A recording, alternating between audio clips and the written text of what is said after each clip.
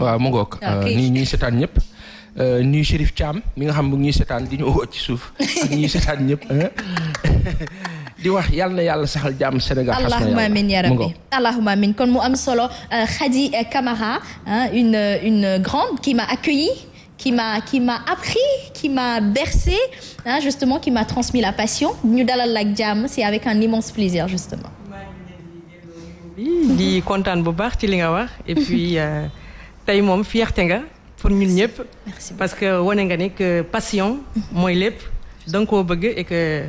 ci kanam rek ngay dem inchallah en tout cas toutes nos félicitations. merci beaucoup ñu bokk lépp waa groupe Subatel tamit joué si un rôle très décisif dafa mel ni Sadio Mané beaucoup ça la passé bal bi dugal rek lay mën a def kon nag ñoom itam gàcce ngalaama yéen kon nag Pape Assane Seck dañu lay dalal léegi nii sans plus tarder ci suñu actualité du jour bu ko defee nga ànd ceeg sa gan ndaxte tey moom le débat va être croustillant deux journalistes qui vont parler aujourd'hui de l'environnement. C'est très important. En cette période de taw de nawet.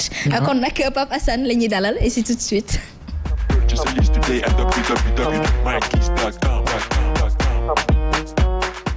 ayca Pape Assane Seck laata ñuy waxtaanee environnement dañuy waxtaanee la relation France-Sénégal le MEDEF déroule le tapis rouge à Macky Sall. Oui.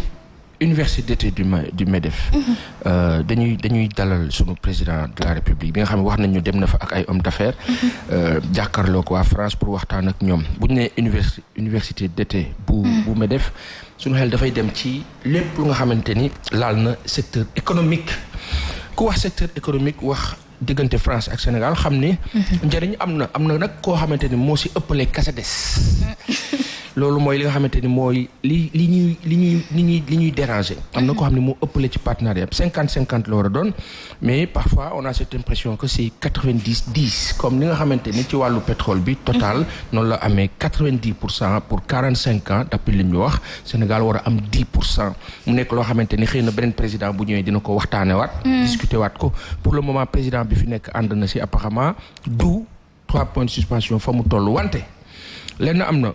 heure bu ñu nee MEDEF dañuy jàkkaarloo ak waa Sénégal. liñ ciy gis mooy waxtaanaat bu bees retracer waat soi-disant partenariat mais surtout revoir les contours et le pourtour d'une relation bi nga xamante ni mu ngi basé on va dire sur du faux. Pourquoi du faux? Parce que certainement dafa am kenn ku am une certaine dose de prédominance quelqu'un bi nga xamante ni moo nekk ci bopp kese des. ki nekk ci bopp kese des nag moom toujours intérêt lay xool. ka ci des nag moo war a am fulla pour fippu est-ce que mën na fippu est-ce que xam na nu muy fippoo est-ce que am na lu tax mu lu koy permettre mu fippu loolu question la mais juste dire que aujourd'hui notre président est parti et l'impression que ça nous donne mooy au temps du chef de canton où le chef de canton va rendre compte à celui qui lui dit de faire ou de ne pas faire. Pour le moment, on va pas dire que le président Macky Sall va rendre compte, mais on va dire que il va parler avec son partenaire. Maintenant, est-ce que buy dem di wax ak partenaire am dina ko xamal ne ko am na loo xamante woon na. léegi woon na. waaw est-ce que am na courage baak dayo baak ak lépp nañ ko jox un préjugé favorable. Tout à fait. On ose imaginer et espérer que. dina am taxawaay bu muy am buy permettre Sénégal mën a génn ci lenn li wante xasma. naam.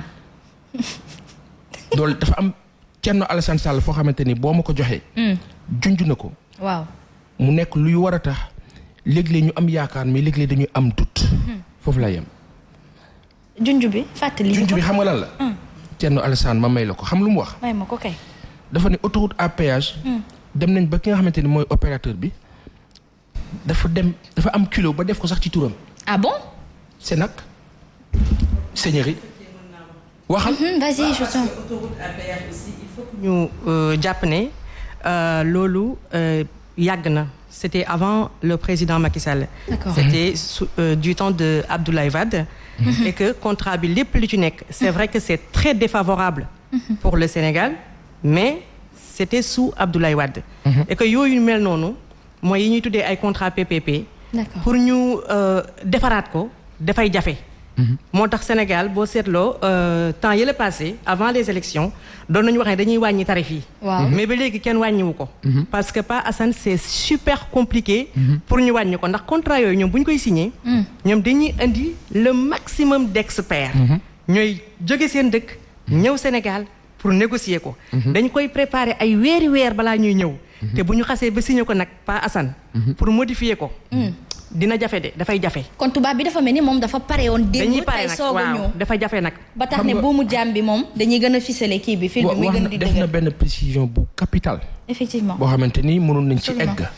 mooy contrat boo xamante ni jiitu na l'arrivée du président Macky Sall au Sénégal. mais je vais te faire une précision encore une fois de plus. Camara Yile.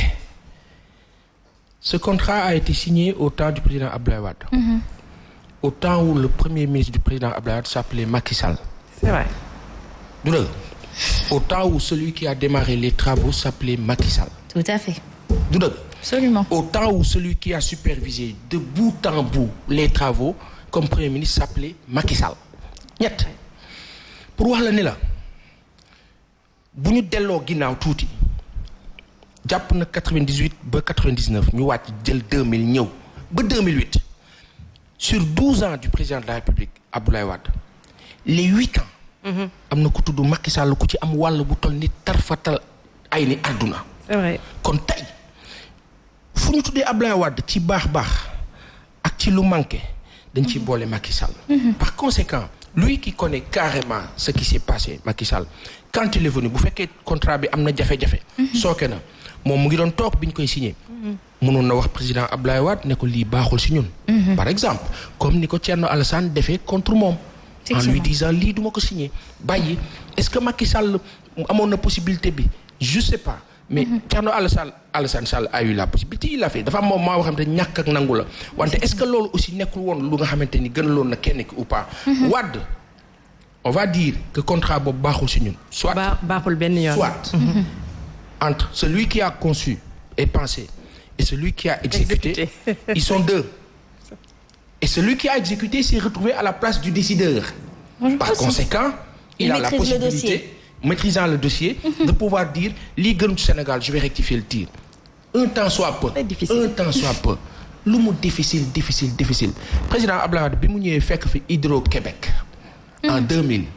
Abdoulaye Bathily signé woon ko au temps bi nga xamante ni ralliement amoon na entre gouvernement d'union nationale entre opposition ak pouvoir.